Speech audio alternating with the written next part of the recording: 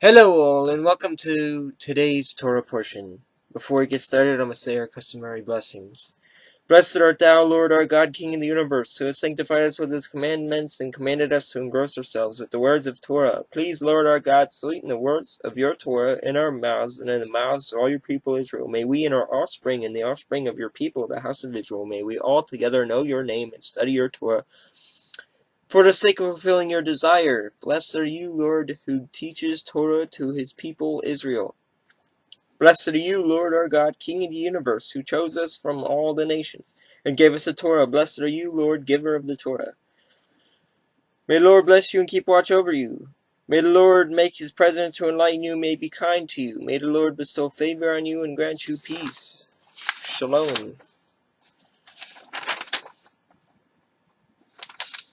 Oops, that one.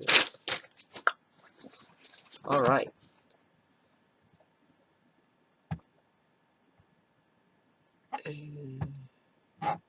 Today's read, Genesis 41, 1 through 44, 17.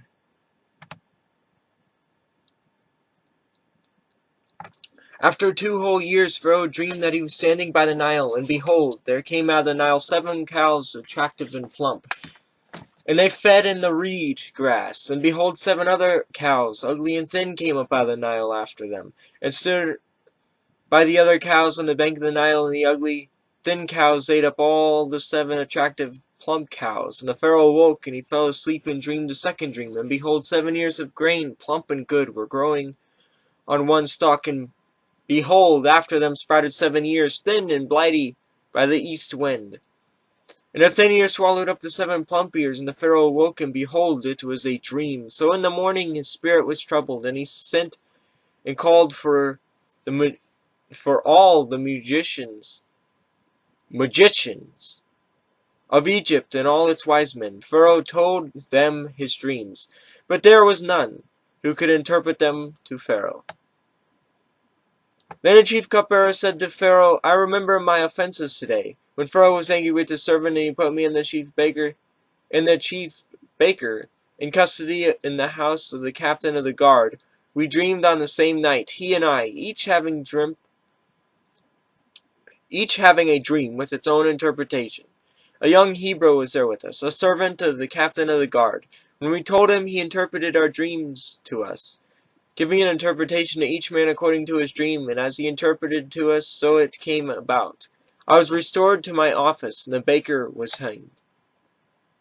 Pharaoh sent and called Joseph, and they quickly brought him out of the pit. And when he had shaved himself and changed his clothes, he came in before Pharaoh. And Pharaoh said to Joseph, I have had a dream, and there is no one who can interpret it. I have heard it said of you that when you hear a dream you can interpret it. Joseph answered Pharaoh, It is not in me. Elohim will give Pharaoh a favorable answer. Then Pharaoh said to Joseph, Behold, in my dream I was standing on the banks of the Nile. 7 cows, plump and attractive, came up out of the Nile and fed in the reed grass. 7 other cows came up after them, poor and very ugly and thin, such as I had never seen in all the land of Egypt. And the thin, ugly cows ate up the first 7 plump cows. And when they had eaten them, no one would have known that they had eaten them,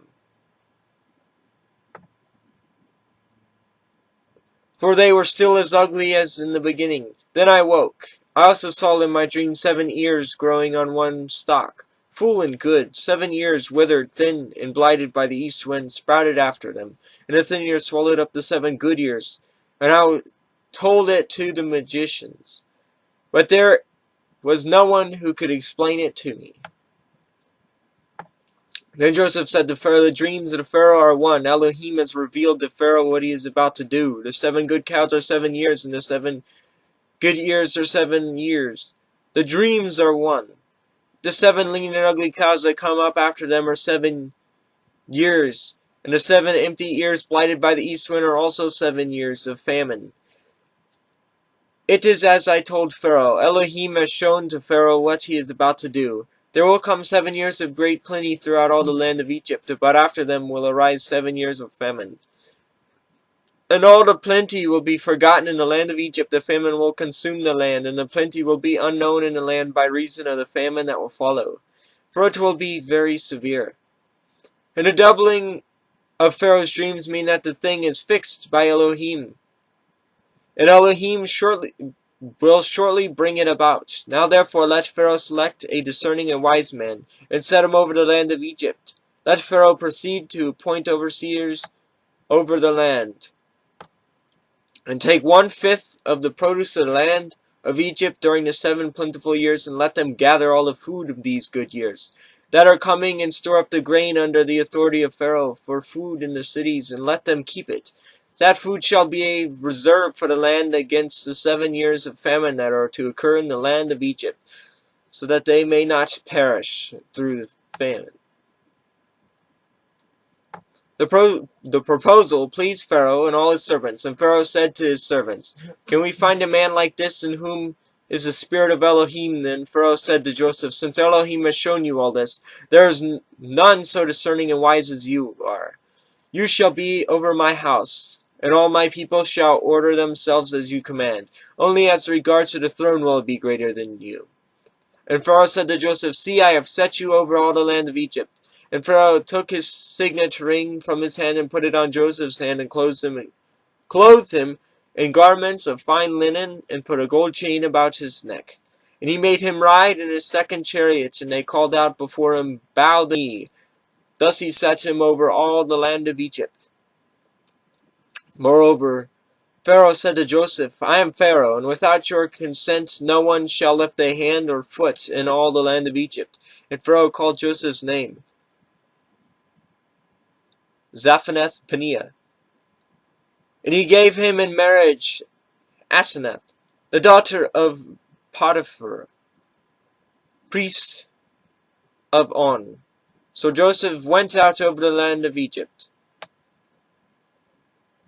Joseph was 30 years old when he entered the service of Pharaoh, king of Egypt. And Joseph went out from the presence of Pharaoh and went through all the land of Egypt during the 7 plentiful years. The earth produced abundantly, and he gathered up all the food of the 7 years, which occurred in the land of Egypt, and put the food in the cities. He put in every city the food from the fields around it, and Joseph stored up grain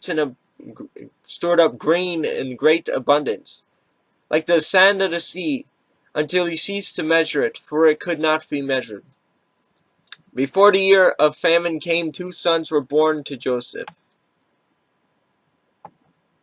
Asenath, the daughter of Potiphar, priest of On, bore to him. Joseph called the name of the firstborn Manasseh, for he said, "Elohim has made me forget all the hardships in all my father's house."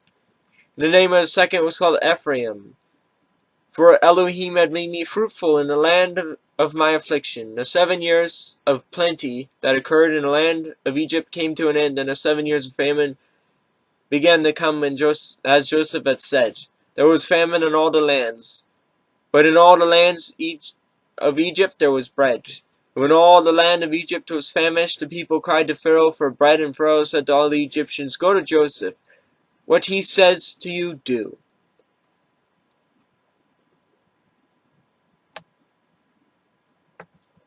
So when the famine had spread over all the land, Joseph opened all the storehouses and sold to the Egyptians, for the famine was severe in the land of Egypt. Moreover, all the earth came to Egypt to Joseph to buy grain, because the famine was severe over all the earth.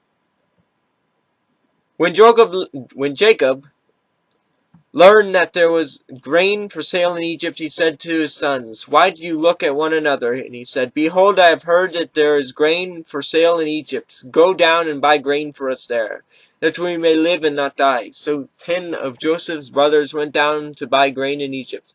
But Joseph did not send Benjamin, Joseph's brother, with his brothers, for he feared that harm might happen to him. Thus the sons of Israel came to buy grain among the others who came, for the famine was in the land of Canaan. Now Joseph was governor over the land, and he was the one who sold to all the people of the land. And Joseph's brothers came and bowed themselves before him with their faces to the ground. Joseph saw his brothers and recognized them, but he treated them like strangers and spoke roughly to them. "Where do you come from?" he said. They said, "From the land of Canaan to buy food." And Joseph recognized his brothers, but they did not recognize him, and Joseph remembered the dreams that he had dreamed of them. And he said to them, "You are spies. You have come to see the nakedness of the land." They said to him, "No, my lord. Your servants have come to buy food. We are all sons of one man. We are honest men. Your servants have never been spies." He said to them, "No, it is in the nakedness of the land that you have come to see." And they said, "We, your servants, are 12 brothers, the sons of one man in the land of Canaan, and behold, the youngest is to this day with our father, and one is no more." But Joseph said to them, "It is as I said to you, you are spies. By this you shall be tested. By the life of Pharaoh, you shall not go from this place unless your youngest brother comes here. Send one of you, let him bring your brother, while you remain confined, that your words may be tested whether there is truth in you, or else, by the life of Pharaoh, surely you are spies." And he put them all together in custody for 3 days. On the 3rd day Joseph said to them, "Do this and you will live, for I fear Elohim. If you are honest men, let one of your brothers remain confined where you are in custody, and let the rest go and carry grain for the famine of your household. And bring your youngest brother to me, so your words will be verified, and you shall not die." And they did so. Then they said to one another, "In truth, we are guilty concerning our brother, and that we saw the distress of his soul, when he begged us, and we did not listen. That is why his distress has come upon us." And Reuben answered them, "Did I not tell you not to sin against the boy? But why did you not listen? So now there comes a reckoning for his blood." They did not know that Joseph understood them, for there is an interpreter between them. Then he turned away from them and wept. And he returned to them and spoke to them. And he took Simeon from them and bound him before their eyes. And Joseph gave orders to fill their bags with grain, and to replace every man's money in his sack, and to give them provisions for the journey. This was done for them.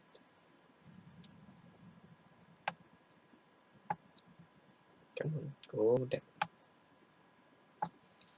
Then they loaded their donkeys with their grain and departed. And as one of them opened his sack to give his donkey fodder at the lodging place, he saw his money in the mouth of his sack. He said to his brothers, "My money has been put back. Here it is in the mouth of my sack." All their hearts failed them, and they turned trembling to one another, saying, "What is this that Elohim has done to us?" When they came back to Jacob their father in the land of Canaan, they told him all that had happened to them, saying, The Lord of the land, spoke roughly to us, and took us to be spies of the land. But we said to him, We are honest men, we have never been spies. We are 12 brothers, sons of our father. One is no more, but the youngest one is..."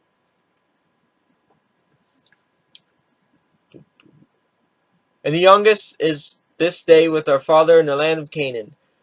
Then the man, the Lord of the land, said to us, "By this I shall know that you are honest men. Leave one of your brothers with me, and take the grain for the famine of your household, and go your way.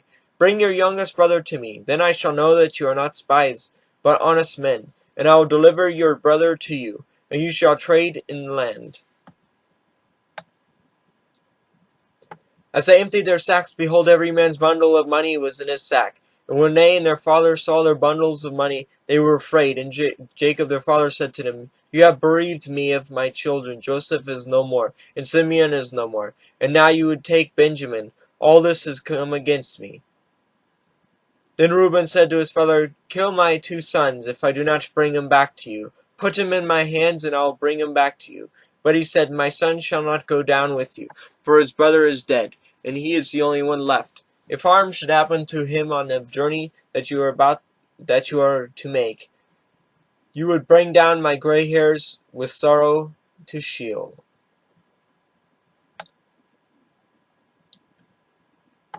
Now the famine was severe in the land, and when they had eaten the grain that they had brought from Egypt, their father said to them, "Go again, and buy us a little food." But Judah said to them, "The man solemnly warned us, saying, You shall not see my face unless your brother is with you. If you will send your brother with us, we will go down and buy your food. But if you will not send him, we will not go down. For the man said to us, You shall not see my face unless your brother is with you." Israel said, "Why did you treat me so badly, and tell the man that you had another brother. They replied, The man questioned us carefully about ourselves and our kindred, saying, Is your father still alive? Do you have another brother?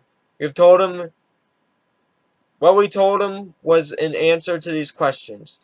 Could we in any way know that he would say, Bring your brother down? And Judah said to Israel's father, Send the boy with me, and we will arise and go, that we may live and not die, both we and you, and also our little ones. I will be a pledge of his safety. From my hand you shall require him. If I do not bring him back to you and set him before you, then let me bear the blame forever. If we had not delayed, we would now have returned twice.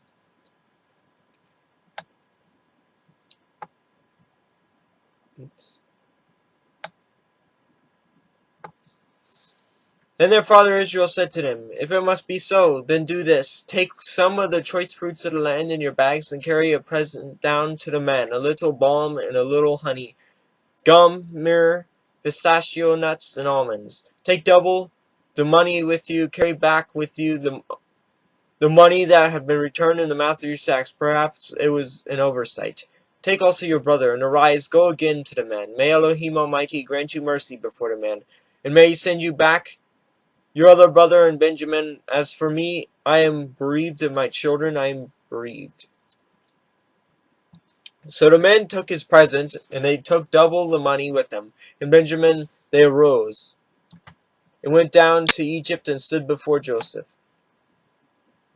And when Joseph saw Benjamin with them, he said to the steward of his house, Bring the men into the house and slaughter an animal and make ready, for the men are to dine with us at noon. The men did as Joseph had told them, and brought the men to Joseph's house. And the men were afraid, because they were brought to Joseph's house, and they said, It is because of the money which was replaced in our sacks the first time that we are brought in, so that he may assault us and fall upon us and make us servants and seize our donkeys. So they went up to the steward of Joseph's house and spoke with him at the door of the house, and said, O my lord, we came down the first time to buy food, and when we came to lodging place, we opened our sacks, and there was each man's money in the mouth of his sack, our money in full weight. So we had brought it again with us, and we brought other money down with us to buy food. We did not know who put our money in our sacks, he replied. Peace to you. Do not be afraid. Your Elohim and Elohim of your father has put treasure in your sacks for you. I received your money. Then he brought Simeon out to them. When the man had brought the men into Joseph's house and had given them water, they had washed their feet, and when he had given their donkeys fodder, they prepared the present for Joseph's coming at noon, for they heard that they should eat bread there. When Joseph came home, they brought into the house to him the present that had been with them, and bowed down to him on the ground. And he inquired about their welfare, and said, Is your father well? And the old man of whom you spoke, is he still alive? They said, Your servant, our father, is well, he is still alive. And they bowed their heads and prostrated themselves. And he lifted up his eyes and saw his brother Benjamin, his mother's son, and said, Is this your youngest brother, of whom you spoke to me? Elohim be gracious to you, my son. Then Joseph hurried out, for his compassion grew warm for his brother, and he sought a place to weep, and he entered the chamber and wept there. Then he washed his face and came out, and controlling himself, he said, Serve the food. They served him by himself, and them by themselves, and the Egyptians who ate with him by themselves, because the Egyptians could not eat with the Hebrews. For that is an abomination to the Egyptians. They sat before him, the firstborn according to his birthright, and the youngest according to his youth. And the men looked at one another in amazement. Portions were taken to them from Joseph's table, but Benjamin's portion was 5 times as much as any of theirs. And they drank and were merry with him. Then he commanded the steward of the house, Fill the man's sacks with food as much as they can carry, and put each man's money in the mouth of his sack, and put my cup, the silver cup, in the mouth of the sack of the youngest, with his money for the grain.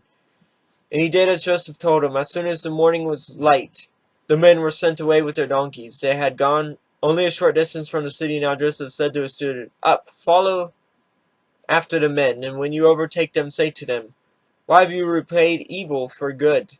Is it not from this that my Lord drinks, and by that he practices divination. You have done evil in doing this."